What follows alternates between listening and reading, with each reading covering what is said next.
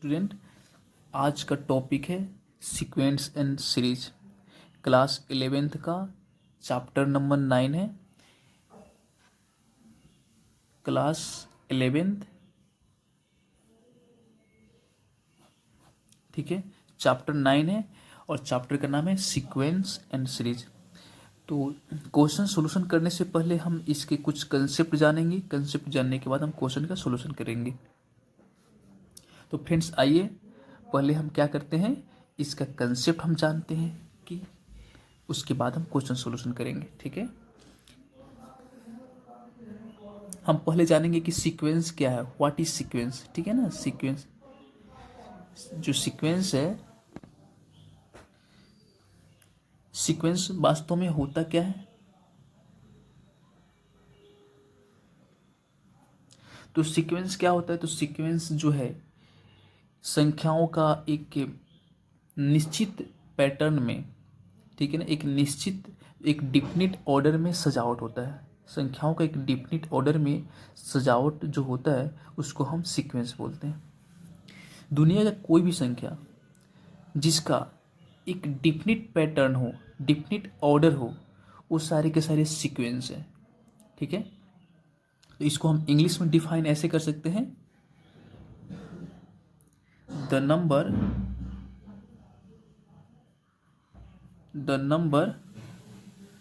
written in the number written in a the number written in a definite order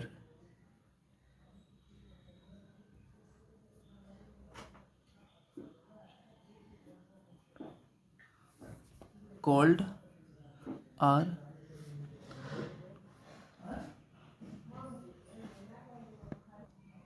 क्या होगा, is called sequence, a sequence.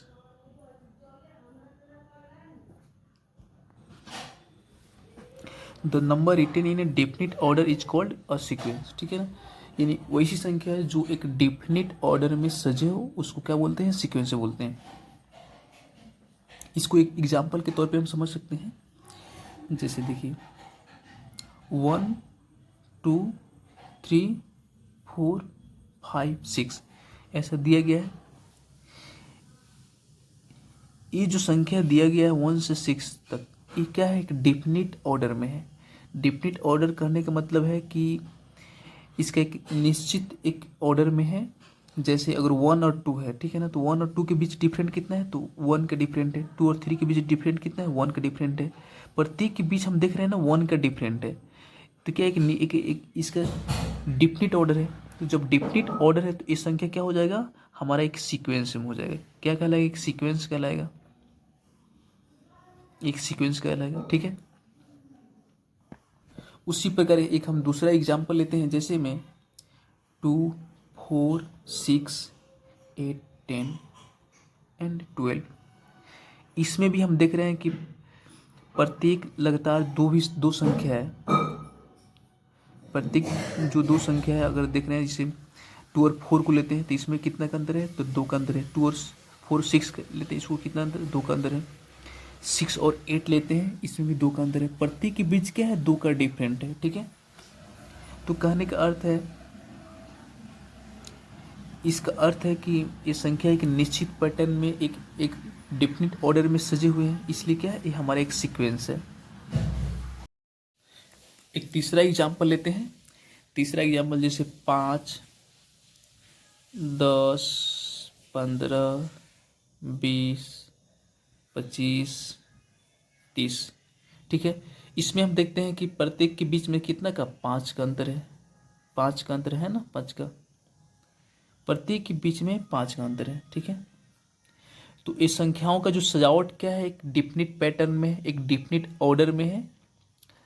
क्योंकि definite order में इसलिए है क्योंकि प्रत्येक लगातार दो जो संख्या है उनका अंतर समान है। ठीक है ना, 5 10 का अंतर 5 है, 10 15 का अंतर 5 है। ठीक है ना, सबका अंतर समान है, तो इसलिए क्या है, एक सीक्वेंस में है।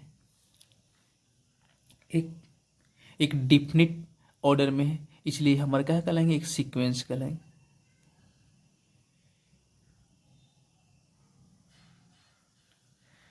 तो इस प्रकार से जो है हम सीक्वेंस के क्या, ठीक है।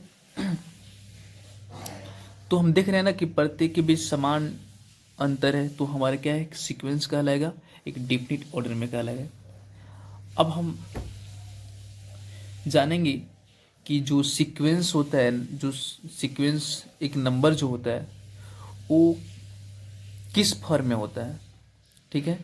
कहने का अर्थ है कि इसका एक रेंज होता है, प्रत्येक जो सीक्वेंस है उसका एक रेंज होता है। सीक्वेंस क्या होता है, एक सीक्वेंस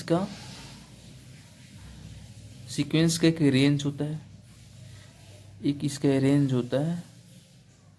कहने का अर्थ है कि एक कोई भी नंबर या तो फाइनाइट सीक्वेंस में होगा या इनफाइनाइट सीक्वेंस में होगा, यानी उसका रेंज एक फाइनाइट के रूप में होगा, ठीक है, इसका एक रेंज होता है। तो क्या एक फाइनाइट सीक्वेंस के रूप में होता है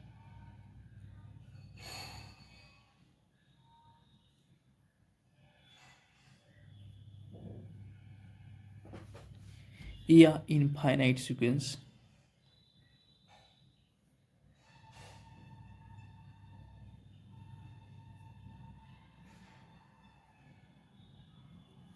ठीक है। दो पैटर्न में होते हैं, दो डिफिनिट ऑर्डर होता है, एक फाइनाइट डिफिनिट ऑर्डर में होता है, एक इनफाइनाइट डिफिनिट ऑर्डर में होता है। अगर एक एग्जाम्पल लें तो फाइनाइट का मतलब होता है कि इसका रेंज फिक्स होता है कि इतना से लेकर इतना तक होगा, इतना से इतना तक संख्या है, ठीक है ना। ये किसके रेंज फिक्स है, जैसे मानते हैं अगर यहाँ पर देते हैं 3, 6, 9, 12, 15, 18, इसका अर्थ है ये संख्या 3 से लेकर 18 तक है, एंड 3 से लेकर 18 तक है, ये क्या है, फाइनाइट सीक्वेंस है, इसकी एक रेंज फिक्स है, ठीक है। लेकिन अगर वहीं इनफाइनाइट देंगे तो इसी को अगर लिखते हैं 3, 6, 9, 12 डॉट डॉट डॉट, ऐसा हम देते हैं, तो इसके कोई एक रेंज फिक्स नहीं कि कहाँ से कहाँ तक है, ठीक है। 3 से शुरू हुआ लेकिन कहाँ तक चला गया, इसकी कोई रेंज फिक्स नहीं है, इसलिए इनफाइनाइट सीक्वेंस में आएगा, ठीक है। तो हम सीक्वेंस का एक रेंज पता चल गया कि हाँ सीक्वेंस दो टाइप से होते हैं, उनके दो टाइप से पैटर्न होते हैं, डिफिनिट ऑर्डर होता है, एक फाइनाइट डिफिनिट ऑर्डर में होता है, एक इनफाइनाइट डिफिनिट ऑर्डर में होता है, ठीक है। इतना तो हमें पता चल गया। अब हम जानेंगे कि जो हम सीक्वेंस पढ़ते हैं वो सीक्वेंस कितने टाइप के पढ़ते हैं। तो हमने मैट्रिक क्लास में एक सीक्वेंस ही पढ़ा था, एपी। एपी क्या है, एक प्रकार का सीक्वेंस है, अर्थमेटिक प्रोग्रेशन हमने पढ़ा था, एपी वो सीक्वेंस है। लेकिन इंटर क्लास में क्या है कि एपी के अलावा दो और टाइप पढ़ना है, जिसका नाम है ज्योमेट्रिक प्रोग्रेशन और हार्मोनिक प्रोग्रेशन, यानी जीपी और एचपी पढ़ना है। यानी इंटर में हमें तीन टाइप के पढ़ना है, 11th क्लास में एपी पढ़ना है, जीपी पढ़ना है, एचपी पढ़ना है, ठीक है। तो आइए हम जानते हैं जो हमारा सीक्वेंस है, सीक्वेंस ये तीन टाइप का होता है।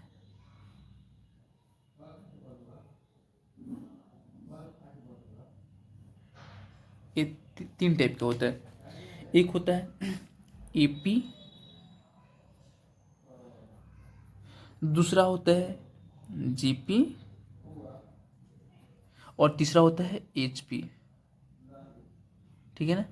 ये तीन टाइप का सीक्वेंस है। एपी को बोलते हैं अर्थमेटिक प्रोग्रेशन,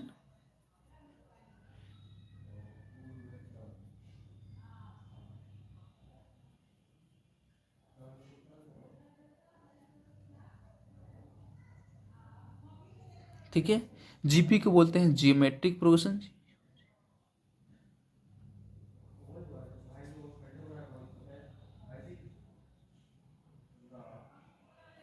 और एचपी को बोलते हैं हार्मोनिक प्रोग्रेशन,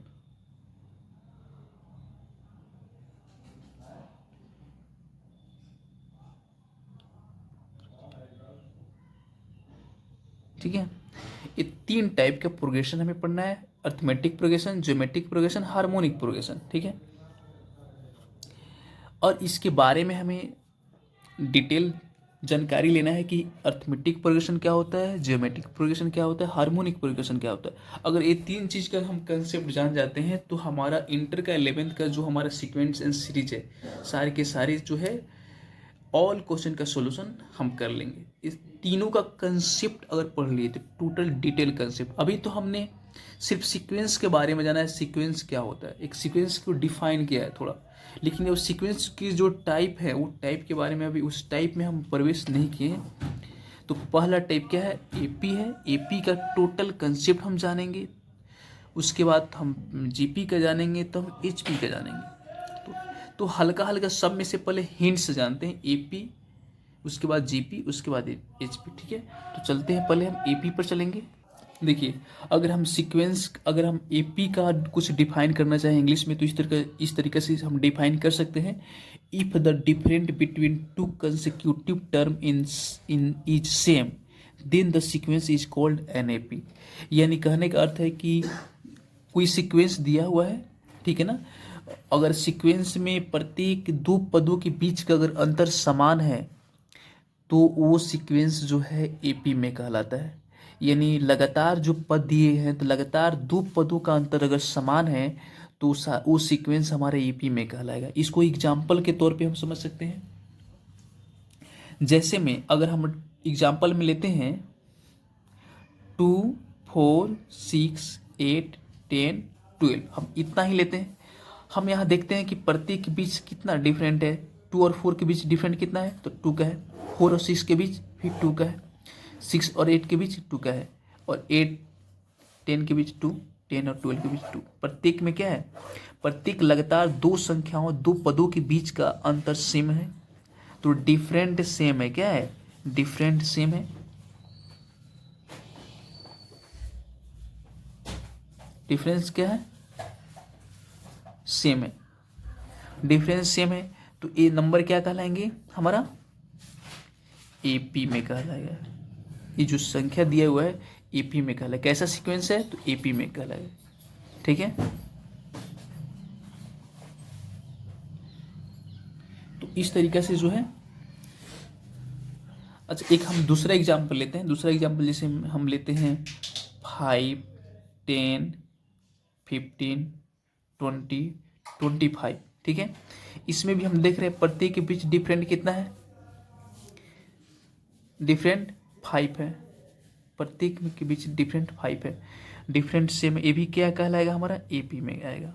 ठीक है ना, तो एपी कहता है कि प्रत्येक लगातार दो पदों के बीच का डिफरेंट सेम होना चाहिए, तो वो सीक्वेंस का ऐसा सीक्वेंस है, तो अर्थमेटिक प्रोग्रेशन का सीक्वेंस है। ठीक है, इस तरीके से हम एपी के बारे में जान गए। अब हम आएंगे जीपी का, कुछ जीपी के बारे में जानेंगे। जीपी यानी ज्योमेट्रिक प्रोग्रेशन। ठीक है,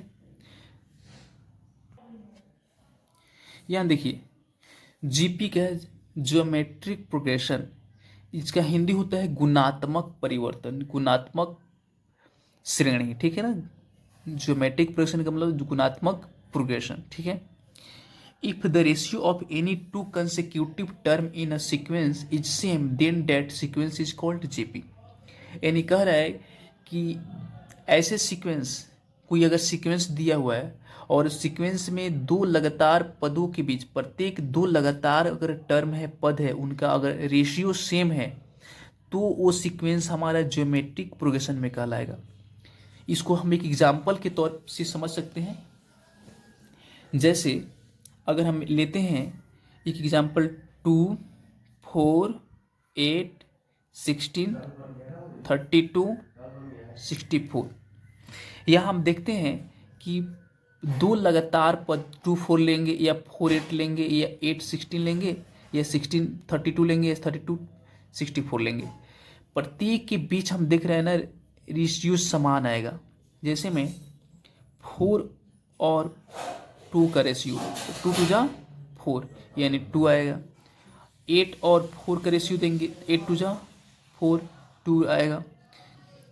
16 और 8 का रेशियो करेंगे, क्या आएगा, इसका भी रेशियो सेम आएगा। उसी तरह 32 और 16 देखेंगे, इसका भी क्या आएगा, सेम आएगा। इस प्रकार हम क्या करेंगे, 64 और 32 देखते हैं, इसका भी क्या आएगा, सेम आएगा। तो रेशियो सेम आ रहा है ना। तो प्रत्येक में हम देख रहे हैं ना, प्रत्येक को जो है, प्रत्येक लगातार दो पद है, जिसे 2 और 4 का रेशियो सेम आ रहा है, 4 और 8 का रेशियो सेम आ रहा है, प्रत्येक में रेशियो सेम आ रहा है। तो जब सेम रेशियो आएगा, इसका अर्थ क्या है कि जो दी गई जो संख्या है, जो दी गई सीक्वेंस है, ये सीक्वेंस हमारा क्या कहलाएगा, ये हमारे जियोमेट्रिक प्रोग्रेशन में कहलाएगा। क्या कहलाएगा, जियोमेट्रिक प्रोग्रेशन में कहलाएगा ये सीक्वेंस। तो ये हमारा क्या कहलाएगा, ये ज्योमेट्रिक प्रोग्रेशन कहलाएगा। तो ज्योमेट्रिक प्रोग्रेशन का अगर सही अर्थ देखा जाए तो क्या होता है, इसमें प्रत्येक लगातार दो पदों का रेशियो सेम होना चाहिए। तो वो संख्याओं का जो डिफिनिट ऑर्डर है, वो संख्याओं के डिफिनिट ऑर्डर को हम ज्योमेट्रिक प्रोग्रेशन में कहते हैं। ठीक है, हो गया।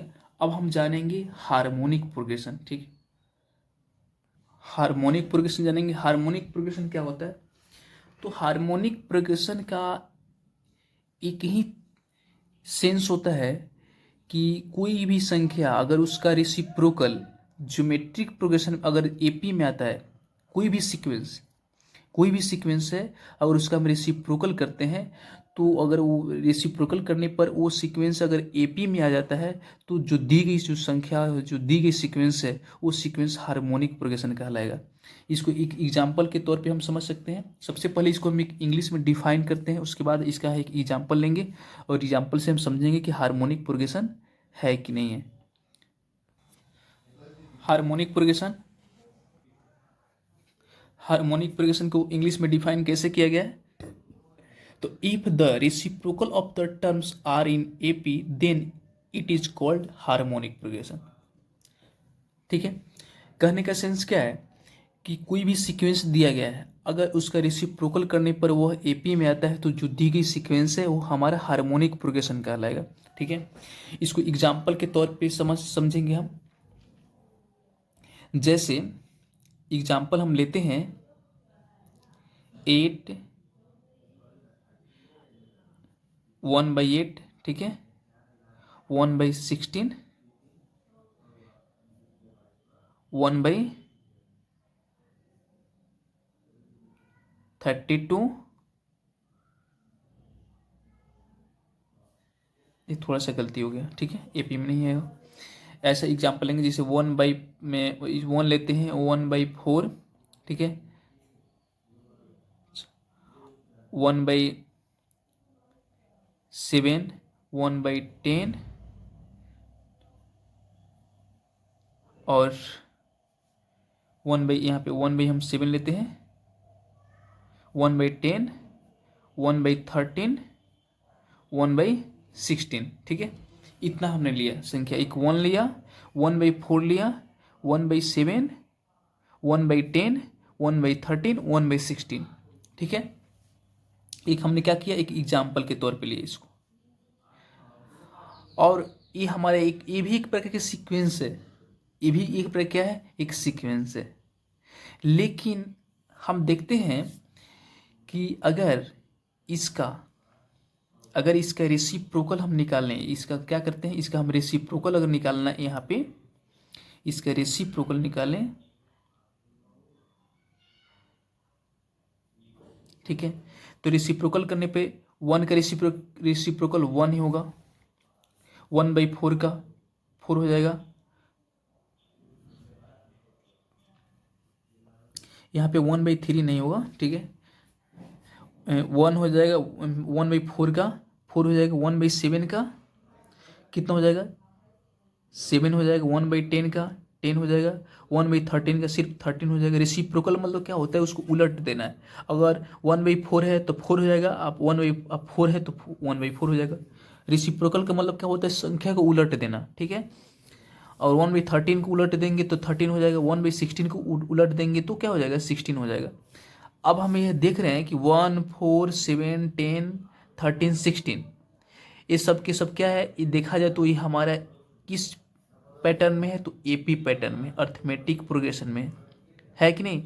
क्योंकि अर्थमेटिक प्रोग्रेशन क्या कहता है कि प्रत्येक लगातार दो पदों के बीच का अंतर सेम होना चाहिए, डिफरेंट सेम होना चाहिए। क्या होना चाहिए, डिफरेंट सेम होना चाहिए। तो अगर 1, 4 का डिफरेंट कितना होगा, 3 होगा, 4 और 7 का डिफरेंट कितना हुआ, 3 होगा। 7 10 का 3 होगा, प्रत्येक के डिफरेंट कितना आ रहा है, 3 आ रहा है, ठीक है ना। डिफरेंट से हम इसका अर्थ है ये हमारे एपी में है। और हार्मोनिक प्रोग्रेशन के लिए डिफिनेशन क्या था कि अगर कोई सीक्वेंस है उनका रेसिप्रोकल करने पर अगर वो एपी में आता है तो वो सीक्वेंस जो है हार्मोनिक प्रोग्रेशन कहलाएगा। तो इसका जो है इसका रेसिप्रोकल हम करें तो एपी में है, इसका अर्थ है कि ये हमारा क्या है, हार्मोनिक प्रोग्रेशन में, ये हमारा एचपी है, हार्मोनिक प्रोग्रेशन है, ठीक है ना। हार्मोनिक प्रोग्रेशन में सीक्वेंस है, ठीक है ना। This sequence is in harmonic progression. तो इस प्रकार हम हार्मोनिक प्रोग्रेशन भी समझ गए, ठीक है। हमने तो सीक्वेंस के बारे में पढ़ लिया। अब हम सीक्वेंस के साथ एक दूसरा टर्म यूज किया गया है, series, sequence and series. Chapter का नाम ही है सीक्वेंस एंड सीरीज, ठीक है। तो अब जानेंगे सीरीज क्या होता है, ठीक है। जैसे हम चैप्टर का नाम क्या है, सीक्वेंस एंड सीरीज है, तो हमने सीक्वेंस पढ़ लिया, अब पढ़ेंगे सीरीज। सीरीज पढ़ेंगे। सीरीज का मतलब क्या होता है, श्रृंखला, ठीक है ना, एक चेन। सीरीज श्रृंखला नहीं, मतलब कि एक संख्याओं की जो सीरीज का मतलब ये होता है कि कोई अगर सीक्वेंस दिया हुआ है, ठीक है ना। तो कोई भी सीक्वेंस दिया हुआ है जब उसको हम एडिशन के फॉर्म में लिखते हैं, उसके एक एडिशन के रूप में लिखते हैं, ऐड के रूप में लिखते हैं। जैसे अगर मानते कोई सीक्वेंस हमारा दिया हुआ है एपी में है 2 4 6 8, ठीक है ना, तो उसको हम 2 + 4 + 6 + 8 इस तरह लिखेंगे तो हमारा सीक्वेंस आ जाएगा, ठीक है। तो अगर सीक्वेंस को अगर हम इंग्लिश में डिफाइन करना चाहें तो इस तरीके से डिफाइन कर सकते हैं। सीक्वेंस को इस तरीके से डिफाइन कर सकते हैं, इन प्लेस ऑफ कॉमा, ठीक है ना, जो in place of comma in sequence we add plus sign to make them series, ठीक है। कहने का अर्थ ये है, ठीक है, तो इस तरीके से बोल सकते हैं। कहने का अर्थ है कि कोई सीक्वेंस दिया गया है तो सीक्वेंस में जो कोमा है, कोमा की जगह पर अगर हम प्लस साइन यूज करते हैं तो उस प्रकार के जो पैटर्न को हम क्या बोलेंगे, सीरीज बोलेंगे। जैसे मैं कोई हमारा सीक्वेंस दिया हुआ है, एक सीक्वेंस है, सीक्वेंस अगर एक दिया गया है 1 2 3 4 5 6 इस तरह का, 7 इस तरह दिया हुआ है, सीक्वेंस दिया हुआ है, इसको हम सीरीज में लिखेंगे। सीरीज जब लिखेंगे तो सीरीज में लिखने के लिए क्या करेंगे, जहाँ कोमा है वहाँ कोमा की जगह पर हम प्लस साइन यूज करेंगे। 1 + 2 + 3 + 4 + 5 + 6 + 7, ये हमारा क्या हुआ, सीरीज हुआ। तो सीरीज क्या होता है कि एक सीक्वेंस, सीरीज भी एक प्रकार की सीक्वेंस ही है, लेकिन उसको हम एडिशन के फॉर्म लिखें। जब किसी सीक्वेंस के नंबर को जब एक ऐड के फॉर्म में, एक एडिशन के फॉर्म में लिखते हैं तो हमारा सीरीज कहलाता है, ठीक है। तो ये क्या है, हमारा एक सीरीज है, ठीक है। तो इस तरीके से जो है हम सीक्वेंस, सीरीज, सीक्वेंस के टाइप सारे हम थोड़ा हल्का हल्का एग्जाम्पल लेकर के हमने समझा, ठीक है। अब हम कुछ सीक्वेंस के कुछ टर्म के बारे में जाएंगे। जो सीक्वेंस दिए होते हैं वो उनका टर्म क्या होता है, किस टर्म में होते हैं, उस टर्म के हम बारे में जानेंगे, ठीक है। तो प्रत्येक सीक्वेंस का एक कुछ जनरल टर्म होता है, उनका अपना एक जनरल टर्म होता है, और उस सीक्वेंस को देखकर ही पता चलता है कि उस सीक्वेंस का जनरल टर्म क्या हो सकता है, ठीक है। जैसे में अगर कोई सीक्वेंस दिया हुआ है, आइए क्या आप जानेंगे जनरल टर्म के बारे में। किसी भी सीक्वेंस के जनरल टर्म को हम ए एन से डिनोट करते हैं। क्या करते हैं, ए एन, ठीक है। जहाँ पे एन क्या है, जहाँ हमारा एन जो है, एन एक नेचुरल नंबर है, ठीक है ना। एन क्या है, एक नेचुरल नंबर है। अब हम किसी भी सीक्वेंस के जनरल टर्म का क्या स्ट्रक्चर है, क्या वो किस ऑर्डर में है, उसको हम जानेंगे, ठीक है। तो जैसे में एक सीक्वेंस हम लेते हैं, एक सीक्वेंस है 1 2 3 4 5 6 7 8 इस तरह का एक सीक्वेंस है। इसको अगर हम जो 1 है, ये 1 है, इस 1 को हम क्या बोलते हैं, जो पहला पद है, पहला पद को हम A1 लिखते हैं। क्या लिखते हैं, A1। तो A1 बराबर कितना है, हमारा 1 है। दूसरा पद A2, A2 बराबर क्या है 2 है, A3 बराबर क्या है 3 है, और A4 बराबर 4 है, A5 बराबर 5 है। इस तरह हम आगे चले जाते हैं तो A8 बराबर क्या आ जाता है हमारा 8 आ जाता है। ठीक है, 8 आ जाता है। इस तरीका से हम देख रहे हैं कि यहाँ n का मान रख रहे हैं तो हमें n प्राप्त हो रहा है, यहाँ जो संख्या रख रहे हैं वही संख्या प्राप्त हो रहा है। यहाँ पे हम जो 1 रख रहे हैं तो 1 प्राप्त हो रहा है, 2 रख रहे हैं तो 2 प्राप्त हो रहा है, 3 रख रहे हैं 3 प्राप्त हो रहा है। इसी तरह हम n रखेंगे तो क्या प्राप्त होगा n प्राप्त होगा। इसी प्रकार हम ले सकते हैं अगर n रखेंगे यहाँ पे तो क्या प्राप्त होगा n प्राप्त होगा। यही इसका क्या हुआ जनरल टर्म हुआ। क्या हुआ तो general term of this sequence, इस सीक्वेंस का जनरल टर्म हुआ। ठीक है ना, इस सीक्वेंस का जनरल टर्म में यही है an बराबर n। जहाँ जब जब हम n का मान रखेंगे वैसा हमारा निकलता जाएगा। 1 रखेंगे तो हमारा n निकलेगा, 2 रखेंगे तो 2 निकलेगा। ठीक है, ये इसका जनरल टर्म है, यानी जो इस सीक्वेंस दिया हुआ है इसका जनरल टर्म यही होगा। तो कोई भी प्राकृतिक संख्या नेचुरल नंबर है, अगर लगातार कोई नेचुरल नंबर है, ठीक है ना, सक्सेसिव है, तो उसका जनरल टर्म यही होता है an बराबर 1, an बराबर n। ठीक है, उसके बाद कुछ हम और भी एग्जाम्पल लेंगे और जानेंगे उसका जनरल टर्म क्या होगा। यहाँ देखिए, यहाँ पे हम एक सीक्वेंस लिए 1 4 6 9 9 16 लिए। ठीक है ना, तो हम A1 कितना है 1 है, A2 4 है, A3 9 है, और A4 16 है, और ये ठीक है ना। इस प्रकार हम देख रहे हैं कि यहाँ पे 1 रख रहे हैं तो 1 का स्क्वायर मिल रहा है, 2 रख रहे हैं तो 2 का स्क्वायर, 3 रख रहे हैं तो 3 के स्क्वायर के बराबर है, 4 रख रहे हैं तो 4 के स्क्वायर के बराबर है। इसी प्रकार हम n रखेंगे तो n स्क्वायर के बराबर होगा, होगा ना। तो इस तरह इसका अगर हम जनरल टर्म लिखेंगे तो n बराबर n स्क्वायर लिख सकते हैं, आसानी से लिख सकते हैं, क्योंकि ये जो संख्या दिया हुआ है इसका हम an बराबर n स्क्वायर लिख सकते हैं। इसी टर्म में ए इनका ऑर्डर है। ठीक है ना, n बराबर a स्क्वायर n स्क्वायर, यही इसका इस जो सीक्वेंस है इस सीक्वेंस का जनरल टर्म an बराबर n स्क्वायर ही होगा। ठीक है, इसका जनरल टर्म हुआ। इस प्रकार हम किसी भी सीक्वेंस का जनरल टर्म आसानी से लिख सकते हैं। ठीक है, तो हमने जो सीक्वेंस और जो सीरीज पढ़ा, और इसमें कुछ सीक्वेंस का कुछ जनरल टर्म हमने फाइंड आउट किया, जनरल टर्म निकाले, या जनरल टर्म हमें पता किया उसका जनरल टर्म क्या हो सकता है। तो इतना अध्ययन हमने कर लिया। अब इसी पर आधारित क्वेश्चन भी दिए जाते हैं कि हाँ उसका एक जनरल टर्म दे दिया जाता है और हमें उसके आधार पे हमें सीक्वेंस और उसका सीरीज निकालना होता है। ठीक है, तो कुछ ऐसे टाइप से क्वेश्चन देते हैं, उसमें जनरल टर्म दे दिया गया होता है और उससे पूछा जाता है कि आप एक सीक्वेंस निकालिए और उसे एक सीरीज पे बनाइए, उसके एक सीरीज बनाइए, सीरीज तैयार कीजिए और उसका एक सीक्वेंस निकालिए। ठीक है, सपोज मान लेते हैं एक क्वेश्चन में, कोई अगर क्वेश्चन है, क्वेश्चन में दे दिया है एक जनरल टर्म दे दिया है,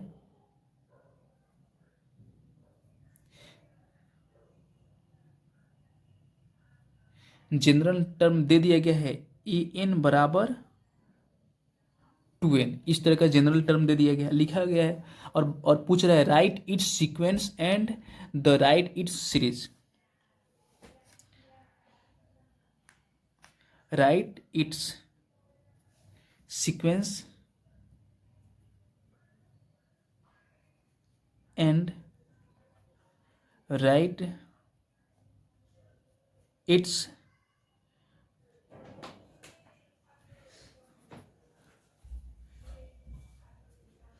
सीरीज। ठीक है ना, इसका एक सीक्वेंस लिखना है और इसका सीरीज लिखना है इस जनरल टर्म के आधार पर। ठीक है, तो सबसे पहले क्या करेंगे, हम जनरल टर्म, जो जनरल हमारा टर्म है उसके आधार पे हम टर्म सीक्वेंस के सभी टर्म प्राप्त करेंगे जितना टर्म हो सके। ठीक है, तो क्या करेंगे, हमारा एक सीक्वेंस क्या बनता है, हमारा सीक्वेंस बनता है क्या A1 A2 A3 A4 ये 5, इतना ही तक हम लेते हैं संख्या।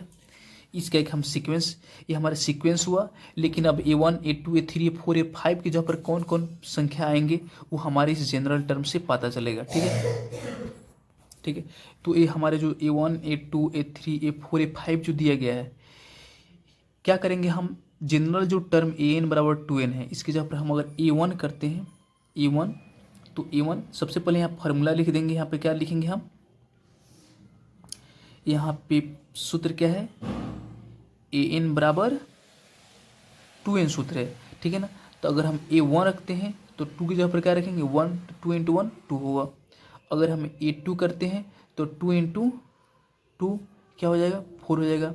अगर हम यहाँ A3 रखते हैं तो 2 इंटू 3 क्या हो जाएगा, 6 हो जाएगा। ये यहाँ पे A4 रखते हैं तो क्या हो जाएगा, 2 इंटू 4 यानी 8 हो जाएगा। और हम A5 रखते हैं तो 2 इंटू 5 इक्वल क्या हो जाएगा, 10 हो जाएगा। ठीक है, इस तरीके से जो है हमारा टोटल टर्म निकल गया। अब ये टोटल टर्म को एक सीक्वेंस के रूप में लिखेंगे। तो जो जनरल हमारा टर्म था, जनरल टर्म की सहायता से हमने क्या निकाला, तो हमने सीक्वेंस निकाला, टोटल पद निकाला, टोटल पद निकाला। अब इसको सीक्वेंस के फॉर्म में लिख देंगे। क्या करेंगे, सीक्वेंस, सभी पदों को सीक्वेंस के रूप में सजाएंगे।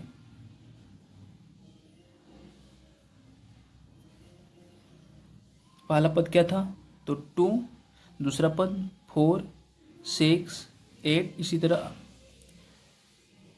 एंड 10, 5 पद था और 2 से 10 तक हमारा पद हुआ। ठीक है, इस प्रकार हमारा सीक्वेंस निकल गया। अब हमें क्या प्राप्त करना है, सीरीज प्राप्त करना है। क्या प्राप्त करना है, सीरीज, सीरीज लिखना है।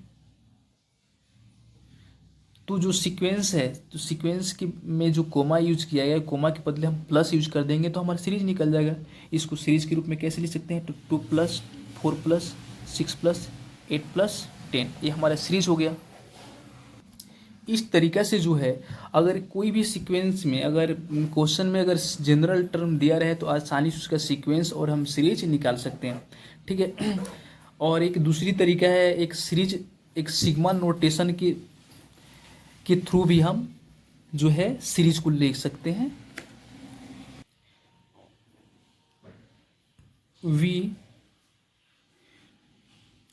वी कैन ऑल्सो राइट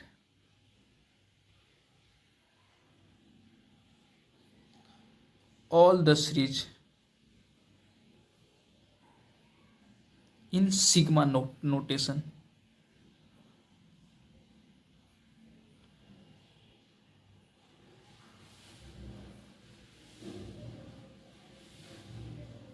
ठीक है ना, सिग्मा नोटेशन में भी हम सीरीज को लिख सकते हैं। जैसे हमारा 2 प्लस 4 प्लस 6 प्लस 8 प्लस 10 दिया है, इसको सिग्मा नोटेशन में लिख सकते हैं। जैसे में हम यहाँ लिख सकते हैं 2 प्लस 4 प्लस 6 प्लस 8 प्लस 10 दिया गया है। ठीक है, तो इसको सिग्मा नोटेशन में लिखेंगे तो क्या करेंगे, हमारा कितना पद है टोटल, तो 5 पद है। तो यहाँ लिखेंगे, यहाँ पे ऐसे लिख सकते हैं, n इक्वल 1 से लेकर कितना तक है, तो 5 तक है, 5 तक। ठीक है ना। और जो पैटर्न क्या है, जो सीक्वेंस है, उस सीक्वेंस का पैटर्न क्या है, तो उसका पैटर्न है an बराबर 2n पैटर्न है। तो क्या लिखेंगे, यहाँ पे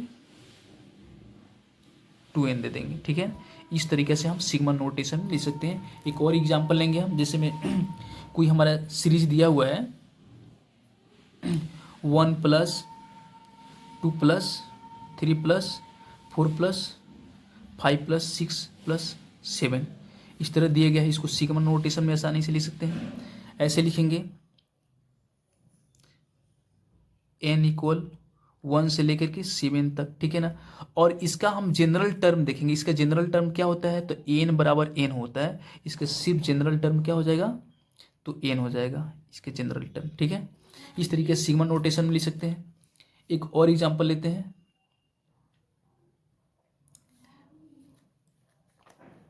एक और एग्जांपल लेते हैं। मानते हैं यहाँ पे 1 है प्लस 4+9+16 है, ठीक है।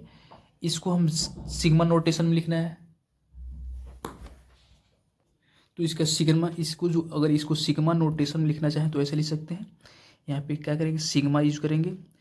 1 2 3 4, इसमें कितना टोटल 4 टर्म है, तो n इक्वल क्या लिखेंगे, 1 से लेकर के यहाँ 4 तक लिखेंगे। और इसका जनरल टर्म क्या है, इसका जनरल टर्म हम देखेंगे, इसका जनरल टर्म है ए एन बराबर एन स्क्वायर होता है, क्या है, होता है ए एन बराबर एन स्क्वायर, इसका जनरल टर्म होता है। तो यहाँ क्या लिख देंगे, एन स्क्वायर लिख देंगे। इस तरीके से सिग्मा नोटेशन में भी हम सीरीज को लिख सकते हैं, ठीक है। तो इसमें जो है, इस वीडियो में ओनली हम सीक्वेंस और सीरीज का क्या ओनली कंसेप्ट के बारे में जाने, सीक्वेंस और सीरीज से रिलेटेड जो भी टर्म होते हैं, या सीक्वेंस में हमें AP GP HP जो भी पढ़ने होते हैं, कुछ जो टर्म होते हैं, जो उसका कुछ हिंट्स, कुछ डिफिनेशन होता है, उसके बारे में जाने। अगले वीडियो में जो है हम एक्सरसाइज 9.1 का जो है क्वेश्चन सोल्यूशन लेकर आएंगे, क्योंकि एक्सरसाइज 9.1 का जो सारे क्वेश्चन है इसी कंसेप्ट पर आधारित है। क्योंकि हमने कंसेप्ट इस वीडियो में ओनली कंसेप्ट दिया है, और इस कंसेप्ट के आधार पे हम एक्सरसाइज 9.1 का ऑल क्वेश्चन सोल्यूशन करेंगे, तो वो अगले वीडियो में हम अपलोड करेंगे। तो इतना ही पर हम रहने देते हैं। Take care, bye bye.